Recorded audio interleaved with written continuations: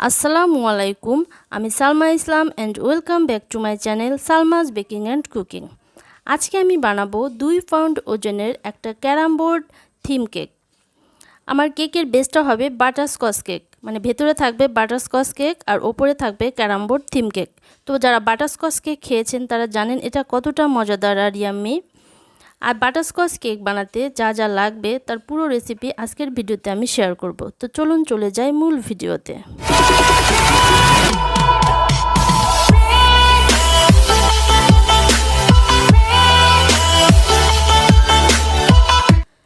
Butterscotch cake বানাতে আমার প্রথমে বাটারস্কচটাকে বানিয়ে নিতে হবে। তার জন্য আমি নিলাম 1/4 কাপ চিনি। এবার চিনিটা গলে গেলে যখন এরকম একটু ক্যারামেল হয়ে আসবে তখন এর মধ্যে দিয়ে দেব আমি একটুখানি কাজু বাদাম। কাজু বাদামটা আমি কাঁচাই দিলাম, এর মধ্যে এটা রোস্ট হয়ে যাবে। এটা হওয়ার পর অন্য একটা প্লেটে আমি ঢেলে নিচ্ছি ঠান্ডা হওয়া পর্যন্ত। এটাকে আমি পরে গুঁড়ো করে নেব। আর লাগবে আমার ক্যারামেল সস। ক্যারামেল সসটা আমি এখন বানিয়ে নিচ্ছি, তার জন্য আমি দিয়ে দিলাম 1/4 কাপ চিনি। চিনিটাকে আপনারা আগে কোনো ধরনের নাড়াচাড়া করবেন না, যখন এরকম ক্যারামেল হয়ে আসবে তখন নেড়ে দেবেন। একটু সময় লাগে এটা বানাতে। চুলার হিট রাখবেন একদম লোতে। যখন এরকম একটু সুন্দর কালার চলে আসবে তখন এর মধ্যে আমি দিয়ে দিচ্ছি প্রায় 1/3 কাপ হুইপ ক্রিম। এটা রান্নার নর্মাল ক্রিম দিয়েও করা যায়। হুইপ ক্রিম দেওয়ার পর এটা একটু জমাট বেঁধে যাবে, কিন্তু পরে ঠিক হয়ে যাবে। এবার এর মধ্যে দিয়ে দেব আমি 1 টেবিল স্পুন বাটার। বাটারটা না দিলেও চলে, তবে বাটার দিলে টেস্ট অনেক ভালো আসে। আর দিয়ে দেব আমি 1 চিমটি লবণ।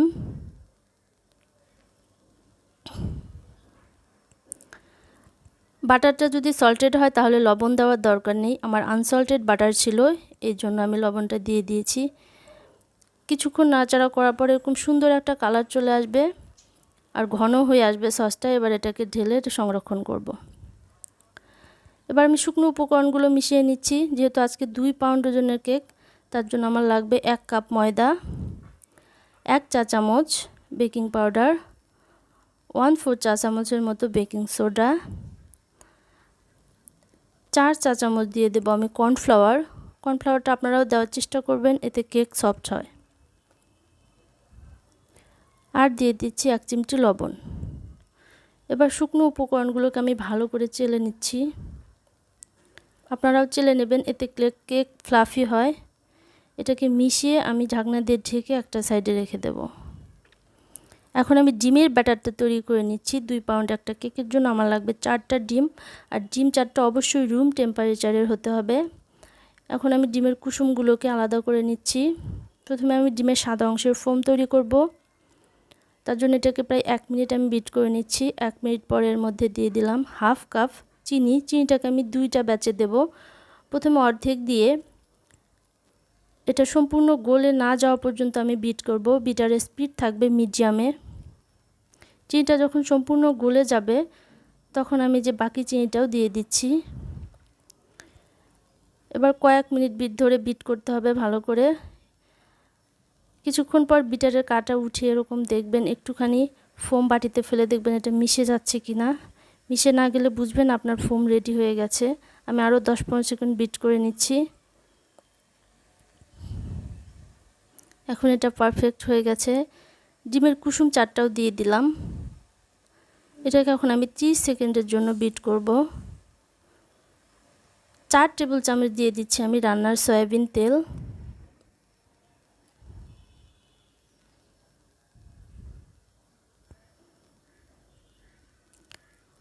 আর দিয়ে দেব 1 চা চামচ বাটারস্কচ ইমালশন, বাটারস্কচ ফ্লেভার যেটা সেটা।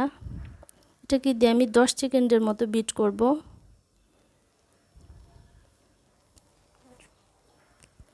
এখন শুকনো উপকরণগুলোকে মিশিয়ে নিচ্ছি।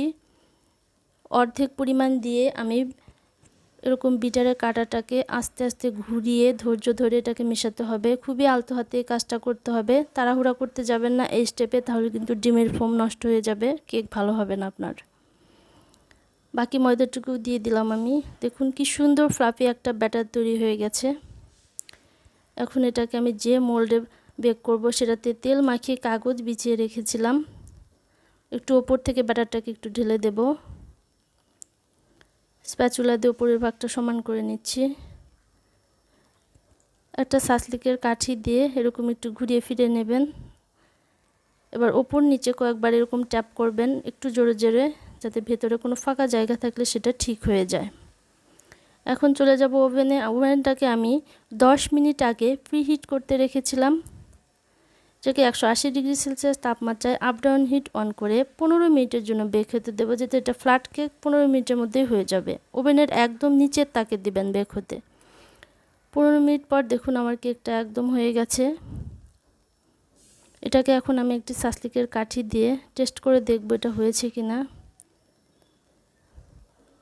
একদম পরিষ্কার এসেছে, তার মানে এটা হয়ে গেছে। এখন এটাকে আমি গরম ওভেনের মধ্যেই 5 মিনিট রেখে দেব। 5 মিনিট পর এটাকে বের করে র্যাপিং পেপার দিয়ে মুড়িয়ে ঠান্ডা না হওয়া পর্যন্ত বাইরে রেখে দেব। কেকটা ঠান্ডা হতে থাক, এই ফাঁকে আমরা ক্রিমটা বানিয়ে ফেলি। আজকে আমি নিয়েছি প্রায় 1.5 কাপের মতো ক্রিম। ক্রিমটাকে 1 মিনিটের মতো একটু বিট করে নেব। একটু ভারী হয়ে আসলে এর মধ্যে আমি দিয়ে দেব 1/4 কাপের মতো আইসিং সুগার। আইসিং সুগার দিয়ে কয়েক মিনিট ধরে আমাকে বিট করতে হয়েছে। ক্রিমটা যখন ঘন হয়ে আসবে তখন এর মধ্যে আমি দিয়ে দিচ্ছি 1 চা চামচ বাটারস্কচ ইমালশন। আর যে ক্যারামেল সসটা আমি বানিয়ে রেখেছিলাম সেটাকে 2 টেবিল চামচের মতো দিয়ে দেব। দেখুন এটা ঠান্ডা হয়ে আরও ঘন হয়ে গেছে। এরকম ঘন সসই দিতে হবে। পাতলা সস দিলে কিন্তু আপনার ক্রিমটা পাতলা হয়ে যাবে, নষ্ট হয়ে যাবে। কয়েক মিনিট বিট করার পর দেখুন বিটারের কাটা গায়ে এখনও একটু সুচালো ভাব দেখা যাচ্ছে, তার মানে এটা এখনও হয়নি। আমি আরও 10-15 সেকেন্ড বিট করে নিয়েছি। এখন দেখুন সুন্দর গোল হয়ে লেগে আছে বিটারের কাটার সাথে, তার মানে এটা একদম পারফেক্ট হয়ে গেছে। কেকটা ঠান্ডা হওয়ার পর আমি এটাকে ফ্রিজে রেখেছিলাম। দেখুন এটা কতটা সফট হয়েছে, একদম নরম হয়েছে এটাকে আমি স্লাইস করে নিয়েছি। এখন এর ওপর আমি ভালো করে সুগার সিরাপ ব্রাশ করে দেব। সুগার সিরাপের মধ্যে আজকে আমি কিছুটা ক্যারামেল সস ইউজ করেছি, এতে করে কেকের স্বাদটা আরও ভালো আসবে।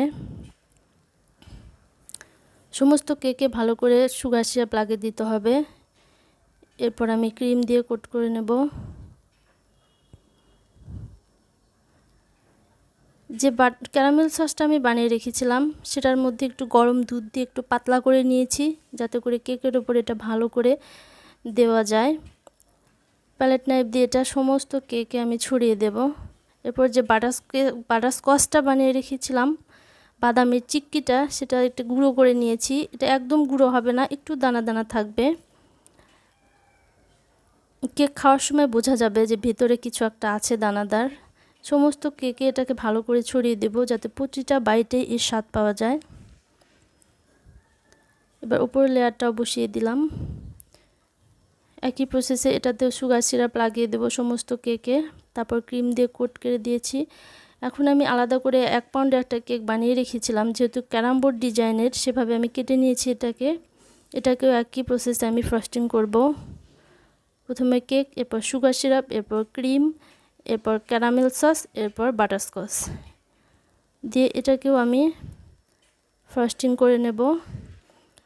আজকের কেকটায় আমি ক্রিম একটু কম ব্যবহার করেছি এবং অতটা ফিনিশিং আনিনি, কেননা আমি পুরো কেক বেসটাকেই এরকম একটা লিফ নজেল দিয়ে ঢেকে দেব, ডিজাইন করব। আপনারা যারা নতুন, যারা কেকের ফিনিশিং ভালো আনতে পারছেন না, তারা এই ডিজাইনটা করতে পারেন। সমস্ত কেক বেসটাতে আমি এরকম করে ঢেকে দেব। যে নজলটা দিয়ে পাতা বানাই সেই নজলটা দিয়ে এটা আমি করছি। একদম সহজ, নিচ থেকে শুধু উপরের দিকে একটু টেনে আনবেন, তাতেই হয়ে যাবে।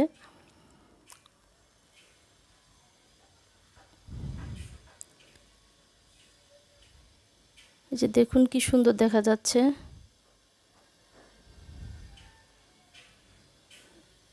এখন একটা ছোট্ট একটা স্টার নজল নিয়েছি আমি, এর মধ্যে কিছু পার্পল কালারের ক্রিম নিয়ে ছোট কেক বেসটার 4 সাইডে আমি ছোট ছোট কিছু ফ্লাওয়ার বানিয়ে নিচ্ছি।